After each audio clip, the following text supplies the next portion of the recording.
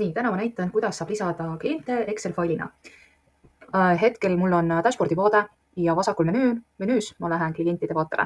Leian sõna clients ja vajutan selle peale. Mul avaneb klientide vaade. Mul on hetkel 6 klienti ja ma lähen paremale poole. Leian 3 täppi ja mul avaneb menüü.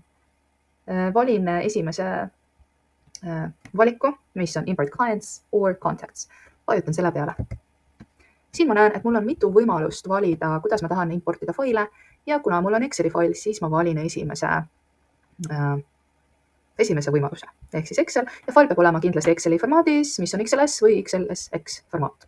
Nii, vajutan Exceli peale ja mis ma näen? Paremal pool mul on võimalus laadida üles fail ja vasakul pool mul on kirjeldus, mida ma peaksin teadma ja tegema enne seda, kui ma tahan faili laadida ülesse.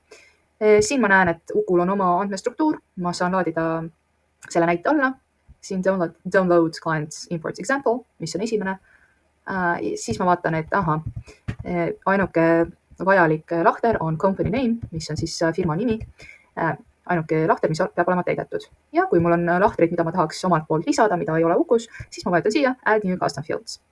Hetkel ma seda ei hakka tegema. Lihtsalt kiiresti näitan, et siin ma panen mingi nimetus, valin, mis tüüpis on tekst, number, jah, ei ja nii edasi. Näiteks tekst, siin ma võin valida, kas see on nõutud või ei ole nõutud. Ja vajutan OK, kui ma soovin lisada, aga ma ei soovi, panen close. Edasi, vajutan upload file.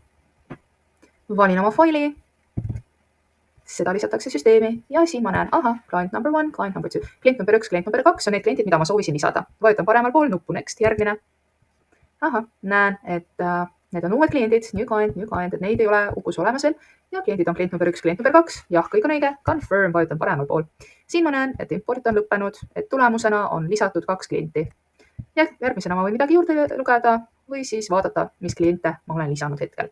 Klient number 1, klient number 2, kui ma soovin vaadata tervet klientide listi, siis ma vajutan siia üleval pool last importi peale, see on filter ja ma kustutan selle filtri ära, vajutades siia ristikesele. Nii.